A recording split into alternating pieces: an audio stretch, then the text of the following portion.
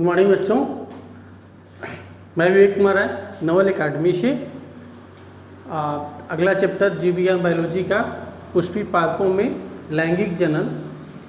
इसके तहत स्कूल ने अपना काम चालू किया है होम डिलीवरी, घर घर पढ़ाएं, घर घर नोट भिजवाने का काम विद्यालय कर रहा है। आप विद्यालय के नोट्स को पढ़ें और उसको समझें और अपने पढ़ाई को चालू रखें ताकि कोई भी अंतर नहीं आए। अंतर आएगा तो आपका पढ़ाई बाधित होगा। इसके तहत विद्यालय ने एक नया काम इस ज़िले में सबसे पहला विद्यालय ऐसा है जो होम डिलीवरी भी चालू कर दिया है, वो भी फ्री ऑफ कास्ट। आपके घर घर सभी बच्चों के पास होम डिलीवरी कर रहा है, सबके पास जा रहा है नोट्स। सभी लोग उस नोट्स को लें और जिन बच्चों को वो नोट्स नहीं मिले वो विद्यालय के फ़ोन पे संपर्क कर लें और आके प्राप्त कर लें। विद्यालय पे आपको सभी नोट्स अवेलेबल हैं। जिसको जो नोट्स लेना है, जिसका जो नोट्स छूट गया है, वो नोट्स आके अपना विद्यालय से ले ले या विद्यालय पे फ़ोन करके पता कर ले कि आज हमको कौन सा नोट्स आने वाला है। ये सब आप भी एक्टिव रहिए और विद्यालय आपके लिए बहुत ही एक्टिव है। इस कोरोना काल में विद्यालय आपके लिए तत्परता के साथ एकदम से खड़ा हुआ है। आप भी विद्यालय का साथ दें और विद्यालय आपके साथ है। इसी के तहत आज हम चालू करने जा रहे हैं दूसरा चैप्टर, जो आपको नोट्स मिल गया है। ये चैप्टर है पुष्पी पादपों में लैंगिक जनन। पुष्पी पादपों में लैंगिक जनन यानी sexual reproduction in flowering plant, यानी पौधों में सेक्सुअल रिप्रोडक्शन पौधों में कैसे होता है, पुष्पी पादपों में सेक्सुअल रिप्रोडक्शन कैसे होता है, इसको हम आज देखेंगे। तो सबसे पहले हम ये जान लें कि इसका अध्ययन किस विज्ञान के अंतर्गत करते हैं। इसका अंतर्गत हम भ्रूण विज्ञान के अंतर्गत करते हैं। इसके लिए इसके रचयिता भारतीय वैज्ञानिक प्रोफेसर पंचानन महेश्वरी जी हैं। इसके रचयिता प्रोफेसर पंचानन महेश्वरी जी हैं। पंचानन महेश्वरी जी का योगदान बहुत ही ज़्यादा माना जा रहा है, जो पुष्पी पादपों के लिए जो भ्रूण विज्ञान में इनका वर्णन किया है। अब इसके पहले हम जान लें कि पुष्प क्या होता है। पुष्प क्या होता है? फ्लावर, जिसको इंग्लिश में कहते हैं फ्लावर। फ्लावर एक प्रकार से पौधों का प्रजनन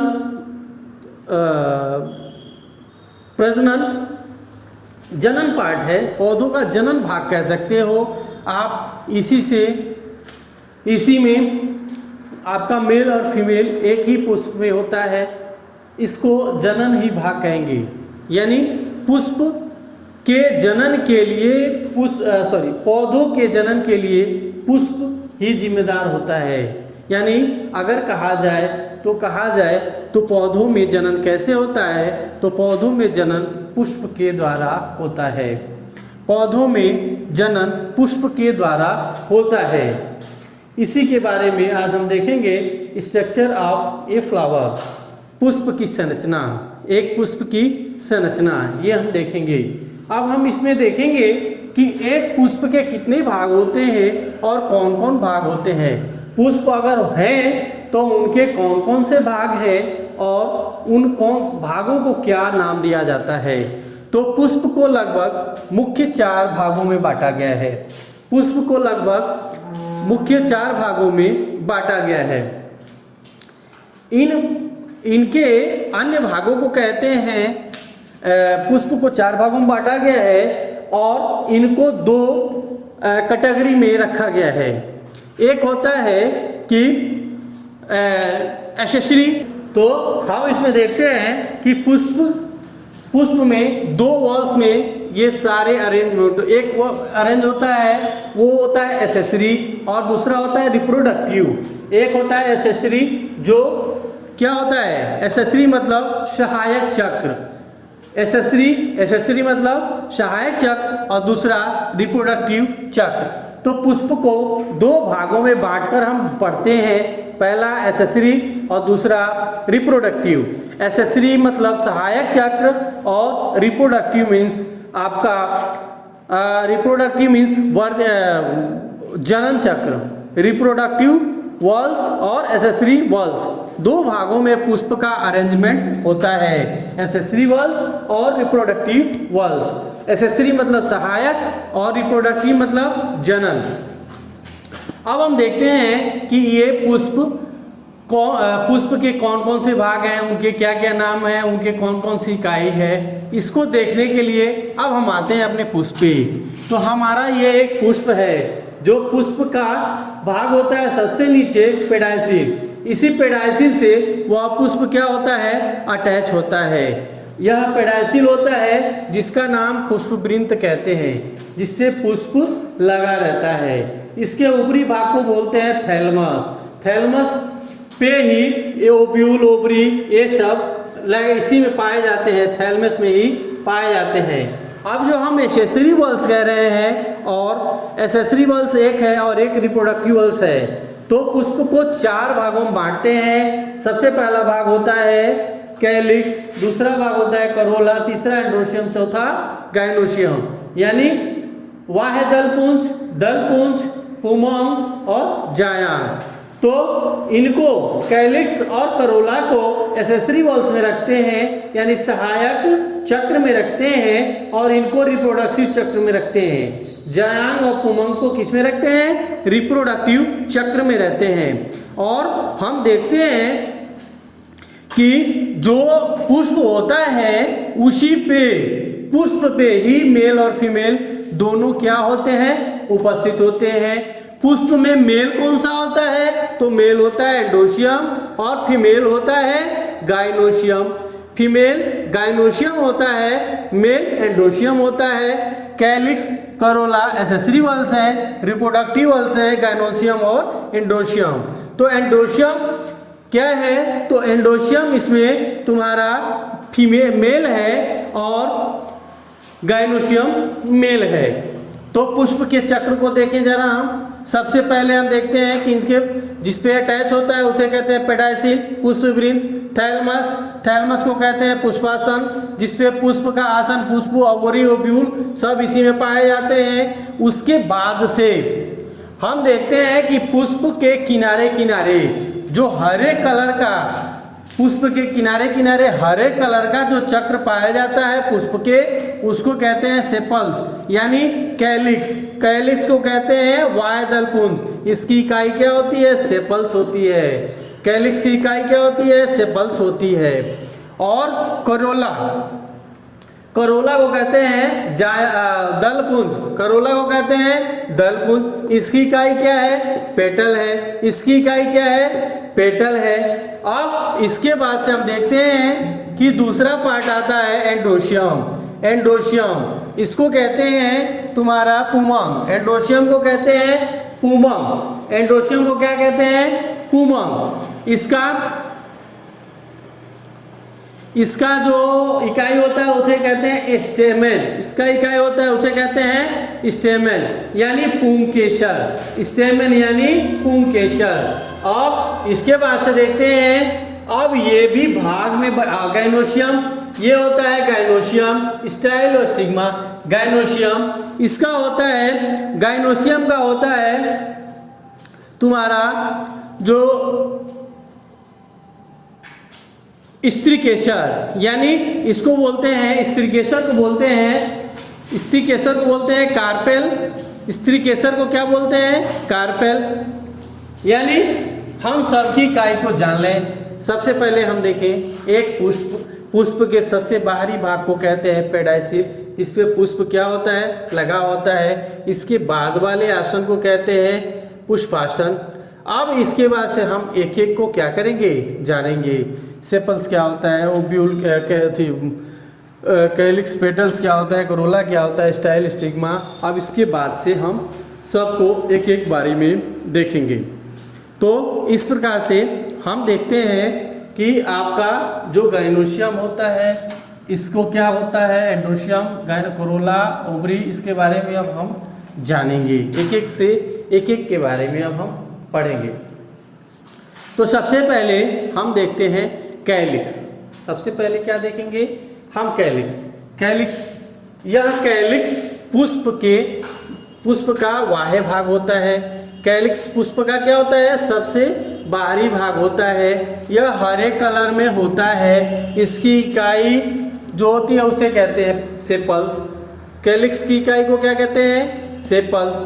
तो पुष्प के सबसे बाहरी भाग को कहते हैं कैलिक्स या बाह्यदल पुंज। इसकी इकाई होती है तुम्हारी सेपल्स।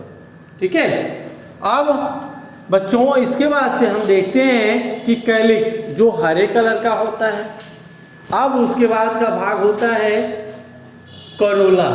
उसके बाद क्या होता है? कोरोला देखते हैं कहाँ होता है? यहाँ पे। जो कलर किसी भी पुष्प में कोई पार्ट ऐसा है जो लाल, पीले, नीले, इस कलर का जो भी पुष्प पाया जाए, पीले, इस कलर का जो भी पुष्प का भाग होता है उसे हम कोरोला कहते हैं। यानी पुष्प में करोला का काम ये है कलर प्रोवाइड करना। यह करोला पुष्प को कलर प्रोवाइड करता है, जिससे भौरे इस कलर को देखकर भौरे मंडराते हैं पुष्प पे और वो आते हैं तो इनमें फर्टिलाइजेशन होता है। तो इस प्रकार से हमने देखा कैलिक्स, सेपल्स। यह पुष्प का सबसे बाह्य भाग होता है और यह हरे कलर का होता है। इसकी इकाई को सेपल्स कहते हैं। यह पुष्प में एक्सेसरी वल्स का काम करता है। यह पुष्प में सहायक अंग का काम करता है। इसके बाद से हम देखते हैं पेटल्स यानी करोला यह कलरफुल होता है। हरे, पीले, नीले रंग का यह होता है। ठीक है। और यह दल पुंज के ऊपर के भाग होते हैं। सेपल्स के ऊपर के भाग को कहते हैं करोला और करोला की इकाई होती है पेटल। यह कलरफुल होते हैं, रंग लिए होते हैं। यह हरे, नीले, पीले आदि कलर के होते हैं। अब पुष्प का अगला भाग होता है। इसके बाद अब हम देखते हैं पुष्प में अगले भाग को, जिसको कहते हैं एंड्रोशियम। इस एंड्रोशियम को दो भाग में बांट देते हैं। एक भाग होता है एंथर और दूसरा भाग होता है फिलामेंट। एंथर और फिलामेंट। दूसरा भाग क्या होता है? एंथर और फिलामेंट। एंड्रोशियम यह पौधे का मेल भाग होता है। यह दल पुंज के भीतर की ओर का स्थित चक्र है। यह दल पुंज के अंदर की ओर का स्थित चक्र होता है। यह पुष्प में मेल यानी नर जनन अंग का काम करता है और इसका सहायक यह रिप्रोडक्टिव वल्स होता है जो जनन में सहायक होता है। तो एंड्रोशियम यह रिप्रोडक्टिव अंग होता है जो जनन में सहायक होता है। इसके बाद से अगला होता है गाइनोशियम। यह पुष्प का फीमेल रिप्रोडक्टिव ऑर्गन है, यानी स्त्री जनन अंग होता है और इसे हम गाइनोशियम के नाम से जानते हैं। यह दो भागों में बटा होता है, स्टाइल और स्टिग्मा। गाइनोशियम कितने भागों में बटा होता है? स्टाइल और स्टिग्मा। अब ये स्टाइल और स्टिग्मा इनका काम वही होता है जनन में सहायता करना। गाइनोशियम काम क्या करता है? जनन में सहायता करता है। इसी के नीचे ओवरी और ओव्यूल सब होते हैं। इसी के नीचे इसके यानी नीचे वाले फूले हुए भाग को, कहते हैं ओवरी। इसके नीचे फूले हुए भाग को ओवरी कहते हैं। इसी ओवरी में ओव्यूल होता है। इस प्रकार से हम देखें कि एक पुष्प की संरचना, इस पुष्प की संरचना के बाद से हम आगे फिर देखेंगे।